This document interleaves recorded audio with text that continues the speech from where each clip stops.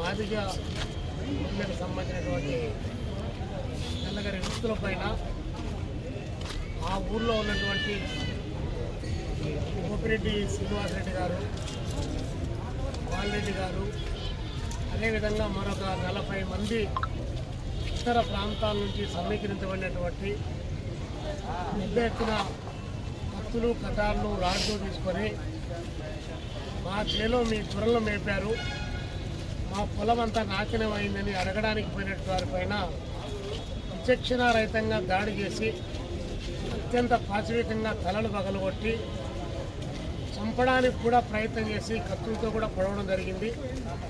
దళితులపైన ఇంత దారుణంగా దాడి జరిగి 2 రోజులు కావస్తా ఉన్నప్పటికీ ఇంతవరకు పోలీసులు వారిని అరెస్ట్ చేయడం కానీ, వారిపైన 307 లాంటి కేసులు పెట్టి ఇలాంటి చర్యలు పునరావృతం కాకుండా చూడాల్సిన బాధ్యత పోలీస్ యంత్రాంగం పైన ఉంది. కానీ పోలీసులు కూడా సరైన పద్ధతిలో వ్యవహరించలేదన్నటువంటిది ఇక్కడ వారిని పరిశీలన చేసిన తర్వాత అర్థమవుతా ఉంది.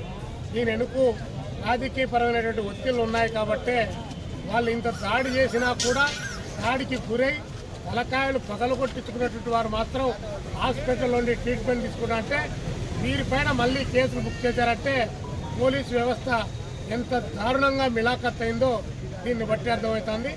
ఉన్నవారికి చట్టం ఈరోజు చుట్టంగా మారిపోయడానికి ఇది ఒక ప్రత్యక్ష ఉదాహరణ. దళితులంటే, దళితుల ప్రాణాలంటే, వారి ఆత్మగౌరవం అంటే, వారి పొలాల రక్షణ అంటే ఇంత దారుణంగా ఉంటుంది అని చెప్పి రాష్ట్ర ముఖ్యమంత్రి చంద్రబాబు నాయుడు గారిని మేము అడుగుతా ఉన్నాం. ఒక దళిత మహిళ అయినటువంటి హోమ్ మినిస్టర్ ఉన్నప్పటికీ కూడా దళితులపైన ఇంత పెద్ద ఎత్తున రాష్ట్ర వ్యాప్తంగా ప్రత్యేకించి ప్రకాశం జిల్లాలో నిన్న జరిగినటువంటి ఘటన చాలా తీవ్రమైందిగా భారత కమ్యూనిస్ట్ పార్టీ సిపిఐగా మేము భావిస్తున్నాం.